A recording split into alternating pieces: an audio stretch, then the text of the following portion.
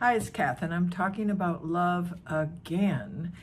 And I'm talking about love in the sense of I think this is one of the biggest challenges of our current times, and the biggest job for love is to help bridge the gap between families and friends who are mired in political opposites and can't be around each other anymore, or some variation of that. I'm going to be talking about where and when that started for me, and really the whole point of this is what I did to bridge the gap with my friends I was having trouble with, and then the big test arrived, and I'll tell you what the test was and how all this helped with that too. So today I'm talking about love in terms of bridging the political divide, and if you're interested, please do listen on. So mine began in 2016 with the presidential election, and here's what happened. We meet regularly with friends down at the beach in the morning for coffee, and we started having this discussion about politics and the candidates and who we were voting for, and it ended up with this kind of thinking. You are voting for that person? And you are voting for that person? So it was like 180 degrees. And I confess that the thoughts in my mind were, you are a Christian, intelligent, smart person. How could you possibly making that choice? Well, I mean, it got to the point inside me that I didn't want to be around them. And that's not good. I knew it wasn't good, but it was real. So this went on for a while, and then I started to not be comfortable with that. And here's one of the things that came into my mind, and I drew a piece about it, and it's the first thing I'm going to recommend that may help begin to melt the divide or close the divide or whatever you want to do with that divide. And it has to do with perspective. And if you'll notice, I've got this perspective on life, and I want you to look at that little slice that's the politics, and all the rest of it that is the rest of life. And that's, I claim, one of the perspectives that can help start to move this seemingly intractable position. Then here's another thing that I added to that, and it is this: love is a decision. Yes, it can be all that, it's so warm and lovely, and oh, isn't this great? Truly, isn't that a wonderful face? But within all of that is the reality that love is a decision.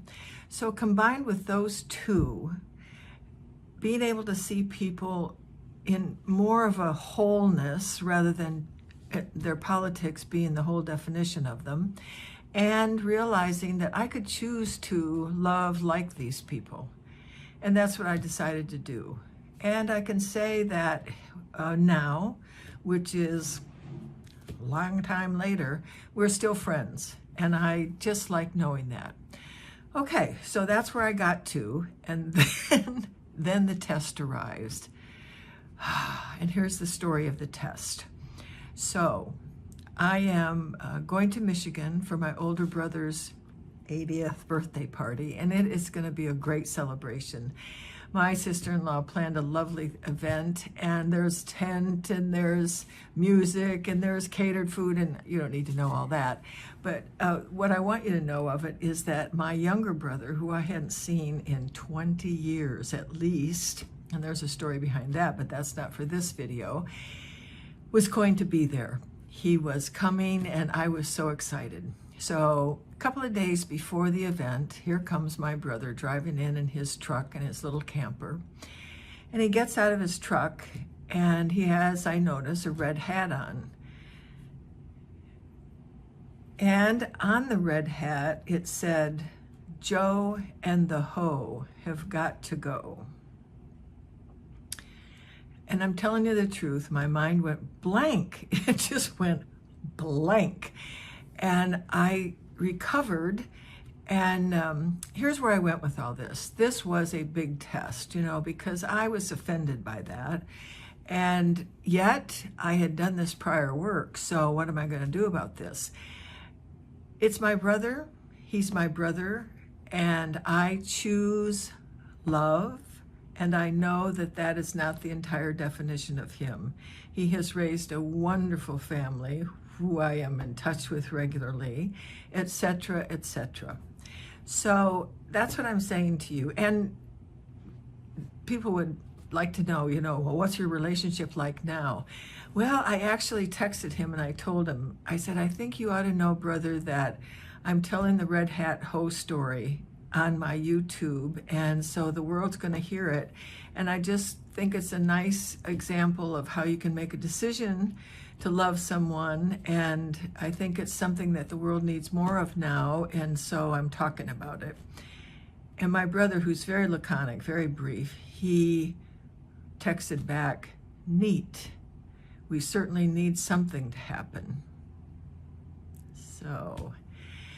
So this is my attempt to give you some possible first steps if you also want to bridge the gap between friends and family, and you want to be friends with them, but so this is a couple of ways that you can look at that might happen. Number one, keep it in perspective. Politics is not the whole thing of anybody of us. Well, there's a few, and love is a decision. And then another thing I added just recently, which you think I would have added before now, is this. Think of the other things about them that you really like. For example, my friends who, I couldn't believe who they were voting for, they are Christians, and they are church-attending Christians, and they do a lot of good in the world. So, we have our attention. We get to put it wherever we want to. And so I just decided to put my attention on what I really like about them and what I really value about them. I'm just saying, do what you want with this, but if you need some help getting it started, moving it along the way towards connection again, maybe this will help. That has been the whole point of this, because I'm concerned about the divides, and I know there's ways to close the gap, and I am absolutely convinced love is one of those. I want to thank you for listening. I hope to see you again. This is Kath, and I am at humantuneup.com.